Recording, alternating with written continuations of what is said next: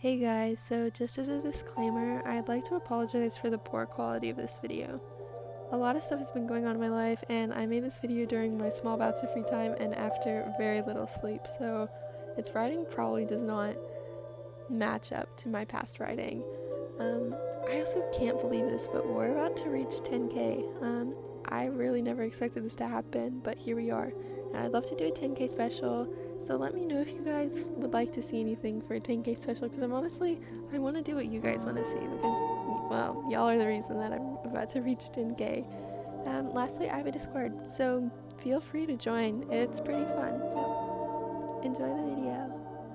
Few months after memories of him, Bakuto smiled fondly as he entered the gym, the place where he spent every weekday for the past 3 years doing what he loved most. Tonight he was graduating, and today was the last day he would play volleyball in this gym. The last day he'd ever get a set from Akaashi. The last day he'd be a captain. No one told him graduating would be such a bittersweet feeling. It had always been made out to be a celebratory thing, so he wasn't prepared for an impending sense of dread. Of course there was the scariness of leaving behind his neighborhood and his parents and his school, but there was one person in particular he knew he'd have a hard time saying goodbye to. His gaze latched onto the boy he was thinking of, who waved him over, a ball ready in his hands. "Are you ready to practice, Bakuto-san?" "Yes, Akaashi, let's go."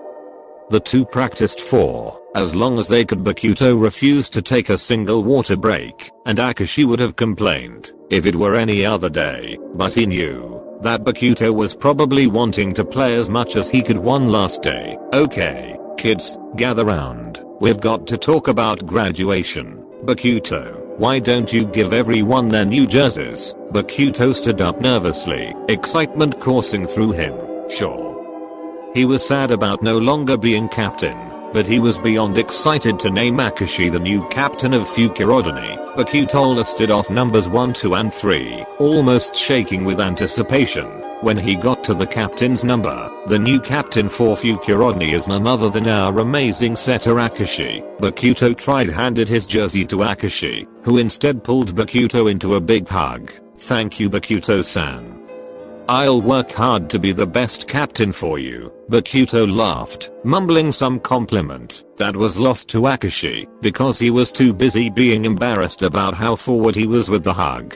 For the first time in a while, Akaashi had to walk home alone because Bakuto had to stay at school to prepare for the graduation ceremony. He couldn't believe that 2 years had passed so quickly. He felt frustrated at himself. He'd known of his feelings for the former captain for 2 years, and still hadn't done anything about them, and now he believed he'd waited too long to make a move. Soon enough Bakuto would be far off at a university playing with a new setter, and making new friends. Later that night, graduation ceremony.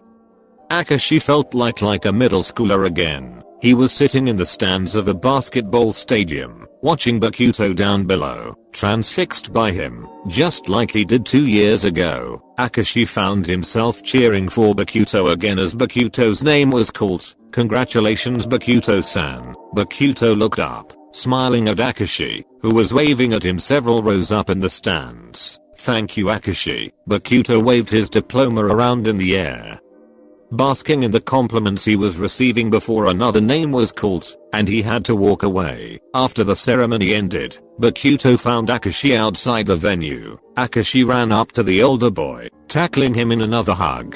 Just like he had earlier that day, Bakuto hugged back, not caring about the grass stains that were surely getting on his graduation gown, and definitely caring about, but trying to ignore the racing of his heartbeat.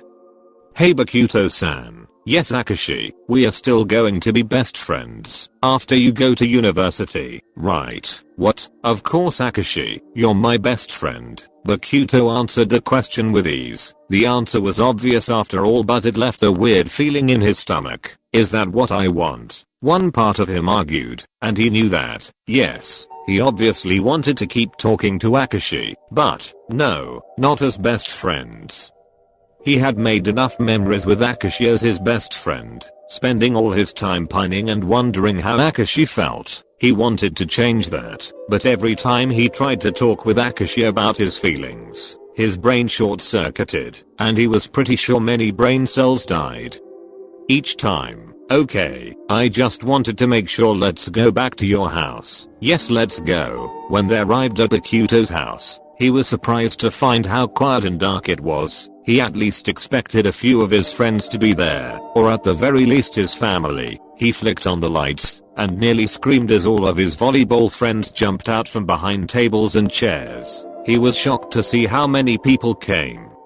Even Tsukishima and Kenma were among the crowd. Kashi, did you know about this? Kuru and I planned it together. The party kicked off, despite it already being so late at night. Akaashi was sad that he and Bakuto had been separated, the latter going around talking to all of his friends. Akaashi and Kenma had settled into a couch in the corner of the room, playing Mario Kart together. Meanwhile, Bakuto was on the other side of the room, surrounded by Suga, Kuru, Atsumu, Hinata, and Oikawa. Come on bro, just confess to him already.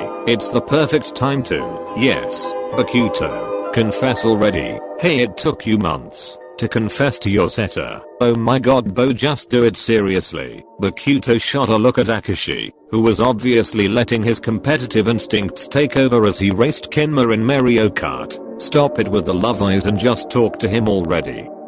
Okay, I'll do it. Yes bitch, go acquire your mans. Bakuto nervously shoved across the room to Akaashi, who had just finished a race. Hey Kashi, can we talk? Yeah, what's going on? Oh, like outside. Akaashi and Kenma shared a look, Kenma winking and elbowing Akaashi. Akaashi stood up and followed Bakuto outside, taking in the warm spring air. Bakuto realized he had done absolutely no preparation for this, and out of the corner of his eye he saw his friends all pressed against the window watching them. The glass cracked open so they could hear. Bakuto-san, what did you need? I just wanted to say, this is a lot harder than I thought it would be. Wait, no, I definitely knew this was gonna be hard. Take your time. Right, well Kashi, I don't want to go into university being your friend. What? Wait, fuck no, back up. Nervously, Bakuto made beeping sounds. Akaashi watching the scene with a worried look.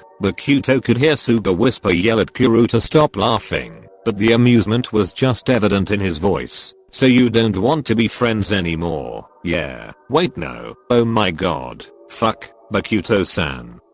I wanna marry you one day. Okay. Akaashi was completely silent for a second, and Bakuto was worried he'd gone way overboard and made Akaashi uncomfortable. Bakuto heard quiet laughter, and he was sure it was Kuru cackling, while Suga tried to suffocate him with the pillow to muffle him. But when he looked up at Akaashi, his hands were over his mouth and his body shook, and sure enough it was Akaashi laughing. He flung himself onto Bakuto, wrapping his arms over Bakuto's shoulders. His laughs muffled in Bakuto's chest. Neither boy was sure why Akaashi was laughing. It was probably an adrenaline rush. Bakuto hoped it wasn't Akaashi laughing at his feelings, but no matter how Akaashi felt, he was hugging him, so he wrapped his arms around Akaashi's waist, closing his eyes, and enjoying the feeling. At least take me out on a date before you propose to me.